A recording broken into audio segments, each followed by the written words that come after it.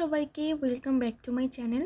তো আজকে আরেকটা নতুন ভিডিও নিয়ে চলে এসেছি। আজকে তোমাদের সাথে আমি একটা হেয়ার প্যাকের সাথে সাথে কিন্তু দই পাতা রেসিপিটাও একসাথে শেয়ার করব। তো দুটোই একসাথে। তো ফার্স্টেই দেখো আমি অল্প একটু দই নিয়ে নিয়েছি।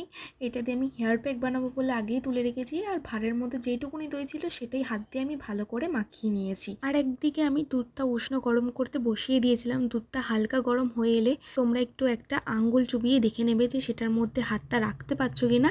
যদি 1 সেকেন্ড মতো তোমরা হাতটা রাখতে পারো তাহলে ভাববে যে দুধটা একদম ঠিকঠাক গরম হয়ে গেছে। তারপর তোমরা দই মাখানো ভাঁড়ের মধ্যে দুধটাকে ঢেলে দেবে আর কিছু দিয়ে আটকে ওভারনাইট মতন রেখে দেবে। তাহলেই দেখতে পাবে যে দইটা খুব সুন্দরভাবে জমাট হয়ে গেছে। এইবারে চলো হেয়ার প্যাকটা বানিয়ে নেওয়া যাক।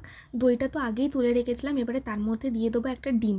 ডিমের কিন্তু কুসুমটা আমরা এখানে ইউজ করব না, ডিমের শুধু সাদা অংশটা দিয়ে এটাকে ভালো করে ফিটিয়ে আমরা মাথার মধ্যে মেখে 30 মিনিট মতন অপেক্ষা করব। তারপরে শ্যাম্পু দিয়ে হেয়ার ওয়াশটা করে নেওয়ার পরই দেখতে পারবে যে চুলটা কত স্মুথ হয়ে গেছে আর সিল্কি লাগছে। দেখা হচ্ছে তাহলে নেক্সট ভিডিওতে। টাটা।